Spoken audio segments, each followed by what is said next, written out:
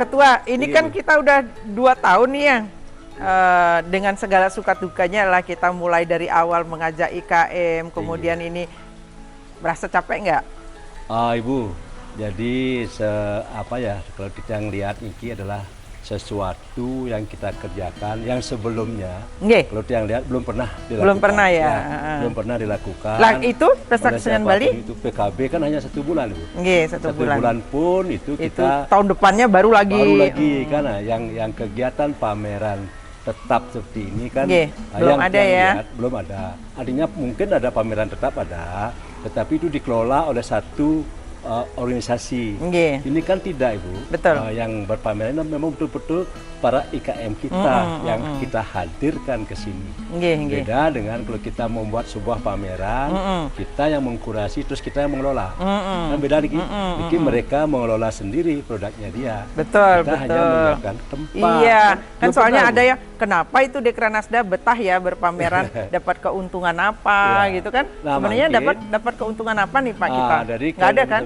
Ibu sampaikan yang kita nikmati, Bu ya, yang kita nikmati kalau Titiang selaku petugas nih bawahan Ibu itu, yang kita nikmati adalah bagaimana ternyata kita melihat ada perubahan-perubahan yang terjadi. Gitu. Di sini berubah, ternyata di akar rumput pun berubah dia. Di pengrajin kita dia berubah. Ya. Kemudian berubah ke arah yang lebih bagus. Baik. Dulu mungkin sering jangan lihat beberapa alat-alat tenun mereka, alat produksi mereka sudah masuk gudang. Iya, mereka tidak menenun lagi ya. Iya, dengan kebijakan kita ini ternyata mereka sudah mulai membersihkan lagi alat tenunnya. Dan mulai lagi. Lihat, ada juga beberapa generasi berikutnya yang menenun juga. Kalau dulu paling yang masih yang lincir-lincir saja, dan itu kadang-kadang nenun, kadang-kadang tidak. Karena generasi muda mungkin menganggap dengan situasi yang terjadi, banyak kain-kain tenun kita tenunnya di luar Bali, sehingga penenun kita diam. Kemudian para pedagang mengambil tenun endak Bali di luar Bali, lalu dijual ke Bali, itu yang membuat suasana pertenunan semakin terpuruk. Bisa-bisa suatu saat kalau dibiarin itu Pak Ketua, bisa hilang, namanya bukan endek Bali lagi ya, dan kita hanya ada dalam cerita nanti. Makanya ini benar-benar Pak Ketua nih cepat tanggap mengambil satu tindakan yang tepat, walaupun terasa berat sesungguhnya. Ternyata tidak semudah membalikkan telapak tangan.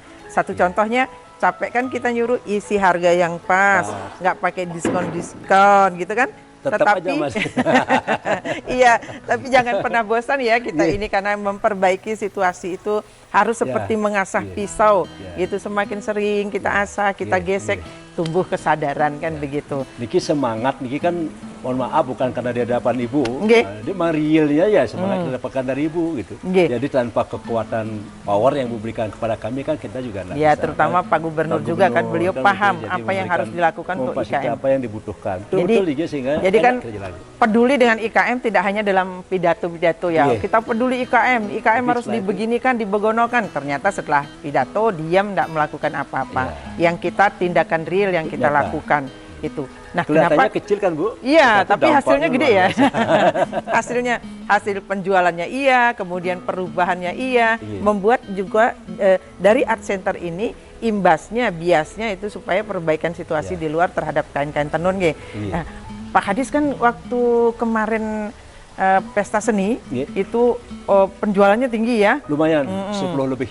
10M ya, 10M kan tidak nyangka dalam sebulan. Iya, dan itu karya kerajinan, karya kerajinan. Betul-betul produk lokal Bali.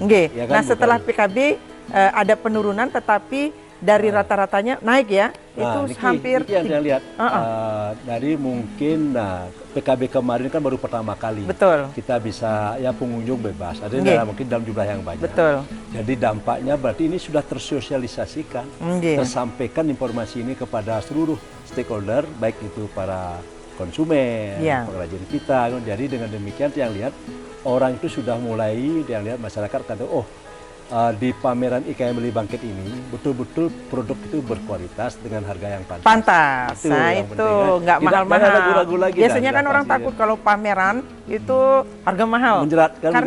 Karena kalau pameran kan mereka keluar biaya ya Bapak ya untuk sewa tempat. Macam ini misalnya karya-karyanya Putu Pardika dari emas ini kan harganya luar biasa. Kalau mereka sewa sebegini saja sudah puluhan juta dalam sebulan. Nah, kalau kita beri gratis dan tempat Kesirarnawa ini juga jadi indah gitu.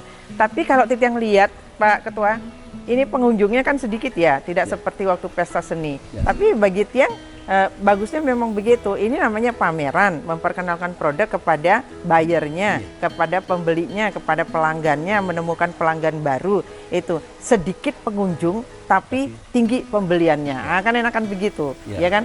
Yang datang ke sini ini memang betul-betul memang membeli produk, bukan hanya melihat-lihat gitu. Betul, kalau sudah ada bayangan, oh di sana saya cari pasti dapat. Betul, betul. Jadi yang saya lihat, jadi di samping Nike, kalau ini kita konsisten, Ibu izin, jadi yang kira kita harus memulainya memang tanpa harus kita memulai dengan berpayah-payah, bercapek-capek, betul. Tidak akan ada perubahan. Ya kalau kita hanya sekedar itu saja, maka kita hanya capek ya seremonial aja. Ya kan? Tetapi dampaknya tidak akan memang ada. Harus kerja ya. Memang harus kerja. Tapi kan ada masyarakat yang bertanya, itu Dekranasda senang banget itu ngadakan pameran terus, dia dapat apa? Emang kita dapat apa, Pak? Dapat capeknya. Iya. Artinya kita ya tujuan kita kan bukan dalam rangka untuk mendapatkan sesuatu. Keuntungan ya, tidak ada. Kan bagaimana kita menjaga nih warisan Niki, kan itu tugas utamanya kan. Bahkan di sini kan kita sudah kerjasama dengan BPD, dengan KRIS. Jadi orang belanja sudah langsung masuk ke rekening pedagangnya, kan begitu.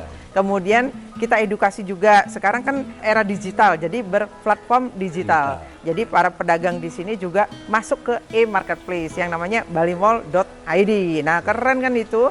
Jadi yuk, kalau di sini harus sabar, di sini berpameran, bukan basar, juga orientasinya tidak berjualan, tetapi ternyata tinggi omsetnya ya Bapak. Betul, ya. Dalam sebulan rata-rata itu 2M ya, itu luar biasa itu. Iya. Baik, Pak Ketua, kita tidak ketua harian, Ibu yang ketua bulan. Kalau saya ketua bulanan, kalau Bapak harian. Ini karyanya Putu Pardika ya, ini luar biasa ini. Ini karya untuk home decor gitu ya. Ini udah mendunia ini. Jadi nanti kita lihat karya-karya kerajinan yang lain. Di sini pokoknya di Art Center, kalau datang ke Bali itu kunjungi dulu Art Center, tahu dulu produk-produk yang berkualitas, baru kemudian silakan berbelanja di galeri-galeri, di toko-toko, di art shop yang ada di seluruh Bali.